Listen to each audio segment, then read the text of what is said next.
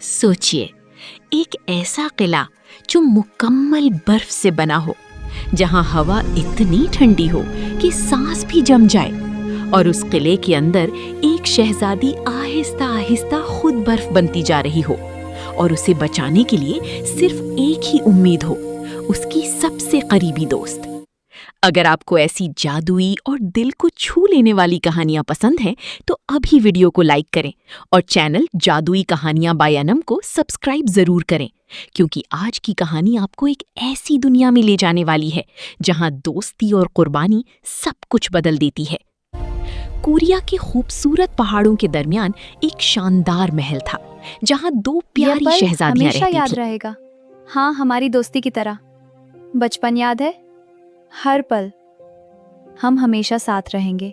ज़ारा थोड़ी खामोश और गहरी सोच वाली थी। उसे बर्फ और ठंडी हवा से अजीब सी मोहब्बत थी, जबकि हया जिंदा दिल, मुस्कुराती हुई और हर किसी से प्यार से पेश आने वाली थी। दोनों का रिश्ता इतना मजबूत था कि महल के लोग कहते थे कि उनके हाया, दिल ये एक महल साथ कितना धड़कते सुंदर हैं। है। हाँ ज़ारा, हम यहाँ हैं।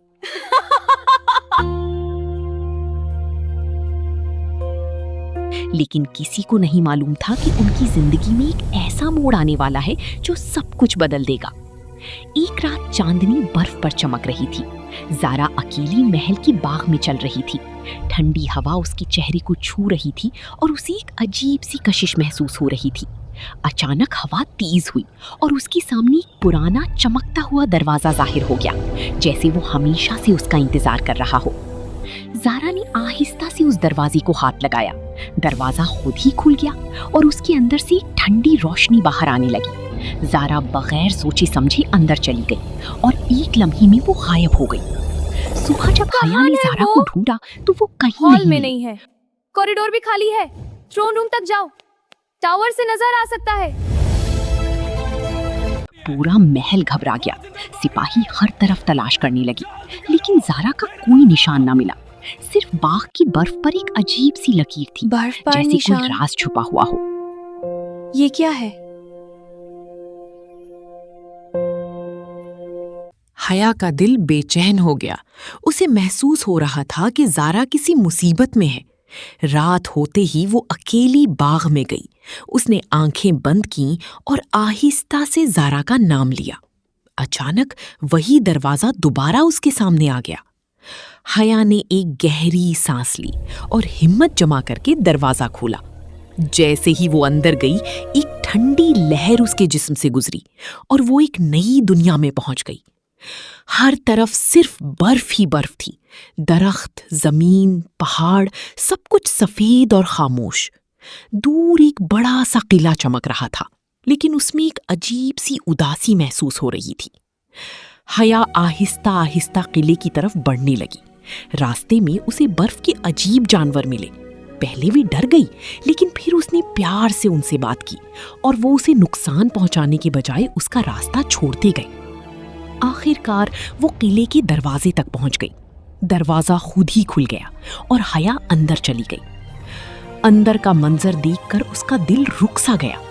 किले के बीच एक बर्फ का तख्त था और उस पर ज़ारा बैठी थी, लेकिन वो पहली वाली ज़ारा नहीं रही थी। उसकी आंखें सुनसान और ठंडी हो गई थीं और उसके हाथ आहिस्ता आहिस्ता बर्फ बन रही थी। हया, ज़ारा ने कमजोर आवाज में कहा, तुम यहाँ क्यों आई हो? वापस चली जाओ। हया की आंखों में आंसू आ गए। मैं तुम्हें लेने आई हूँ, मैं तुम्हें यहाँ अकेला नहीं छोड़ सकती। ज़ारा ने उदासी से मुस्कुरा कर कहा, अब देर हो चुकी है।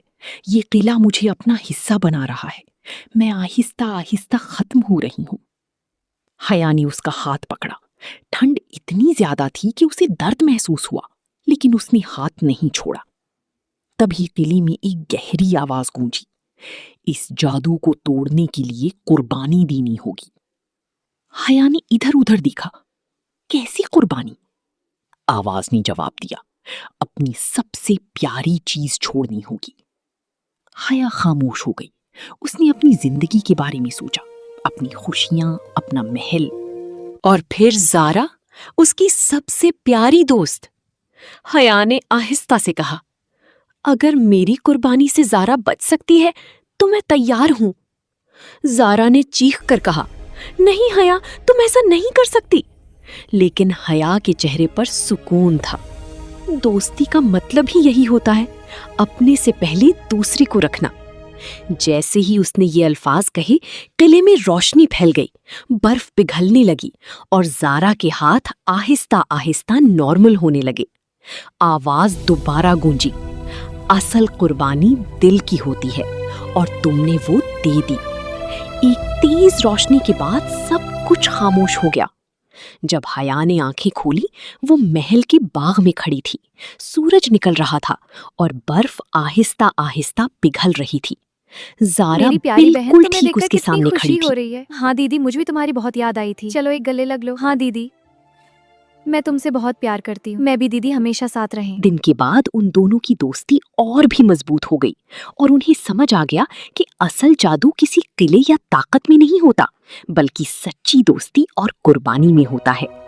اگر آپ کو یہ کہانی پسند آئی ہو تو کامنٹس میں ضرور بتائیں کہ آپ کو سب سے زیادہ کون سا حصہ اچھا لگا، اور اس کہانی کو اپنے دوستوں کے ساتھ شیئر کریں تاکہ وہ بھی اس جادوئی سفر کا حصہ بن سکیں۔